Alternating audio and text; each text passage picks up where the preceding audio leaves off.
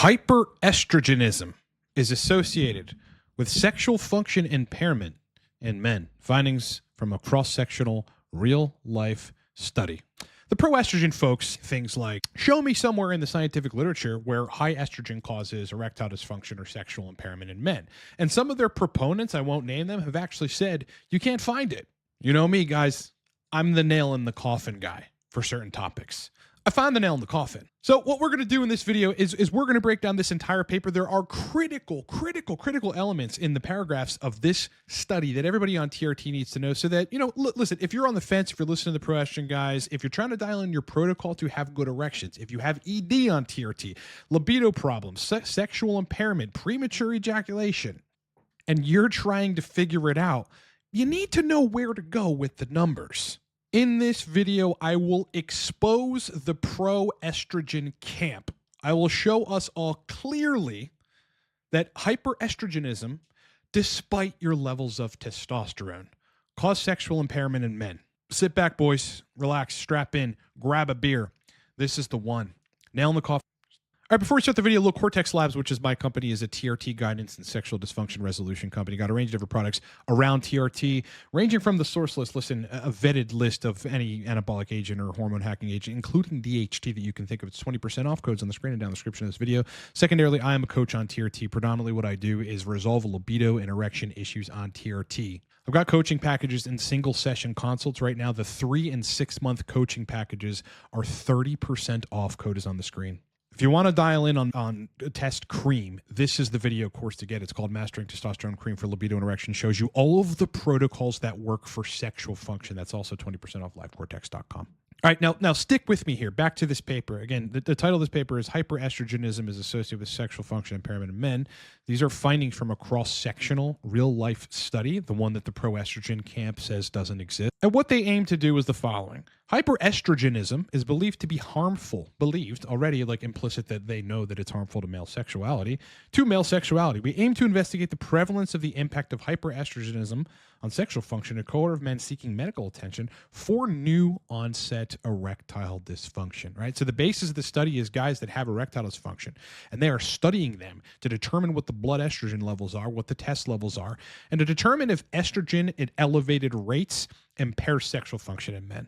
Now, I want to read you this introduction just to give you some of the other negatives. Like the Pro-Estrogen camp always says, well, it's cardioprotective, it's joint protective, brain protective. Yes, to an extent, estrogen is. If it's extremely low, you're going to have problems in those areas.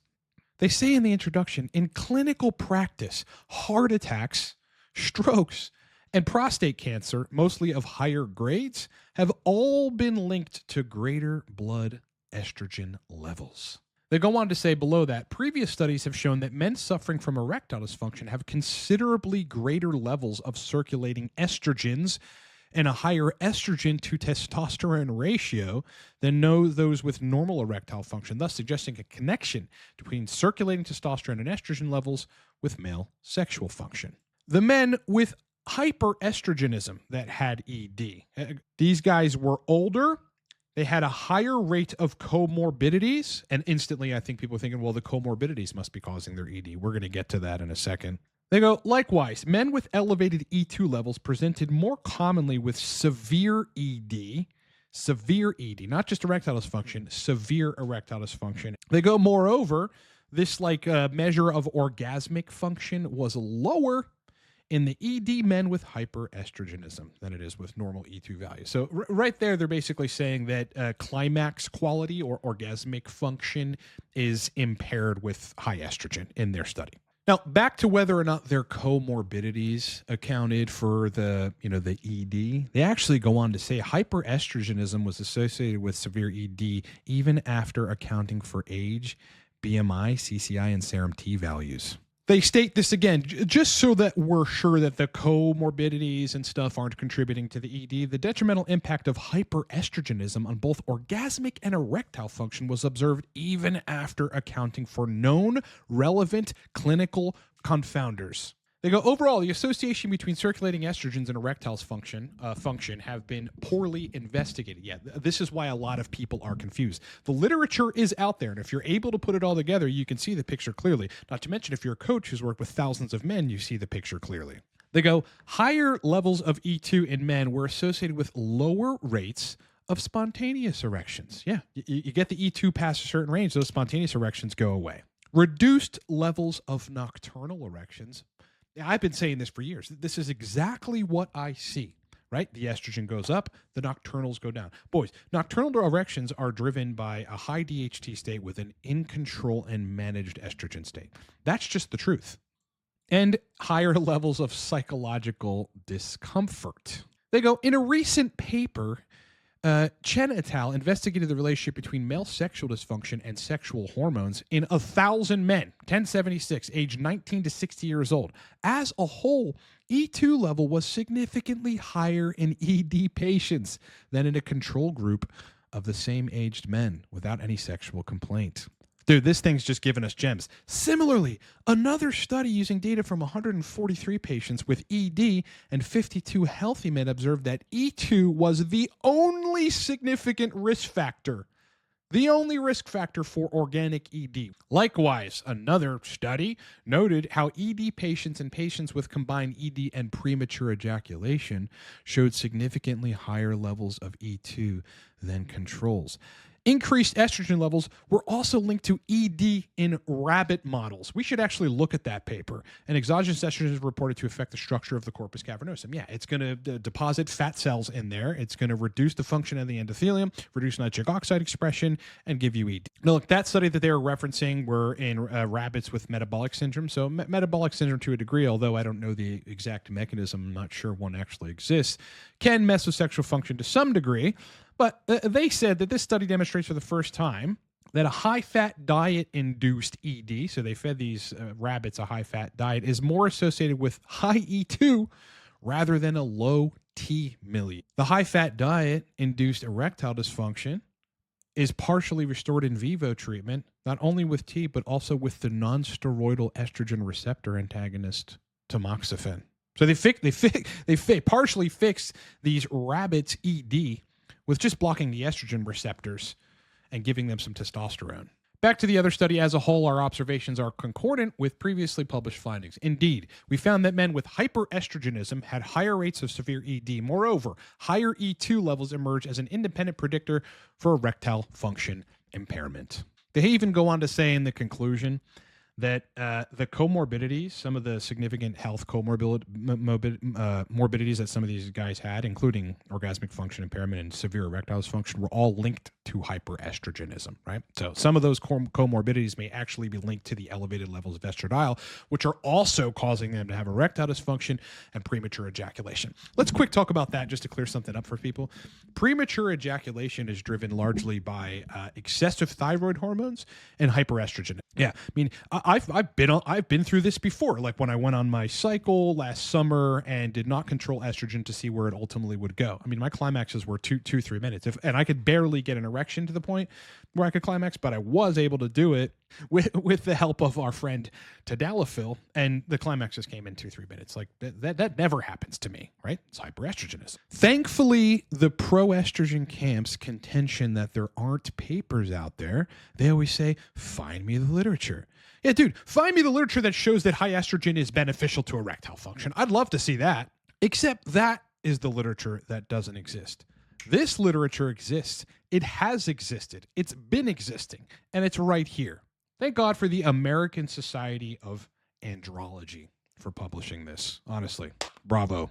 Now listen, I do not know why there are people out there on YouTube, on the web, coaches even, that are suggesting that you should not measure serum estradiol levels when the scientific journals clearly tell us not only a complex relationship, but a direct negative relationship to sexual function in men. But I do know this. If anyone is telling you not to manage estrogen, not to look at estrogen, and they also simultaneously have this strange dogmatic position about it, like they're really, really tied to this, like, oh, never manage estrogen, or estrogen correlates with the testosterone. It's going to go up. For at 1800 tests, you should be at 89 picograms per milliliter estradiol. When you hear that bullshit, tune it out. It's nonsense, boys. All right, you're hearing it. Boots in the ground. Boots on the ground. I am not at the 20,000 foot view spewing out fear about sexual function and the endocrine system, like without any nuance, which a lot of YouTubers do, and it's a fucking shame. I am not even at the 5,000 foot view, the 1 foot view. I'm at neither of those. I am boots on the ground with men suffering from taking this advice, men suffering with erectile dysfunction, otherwise on TRT, every single day. I'm here to give you the truth, and this is just one more element of it. Believe me, you want to look at the estrogen.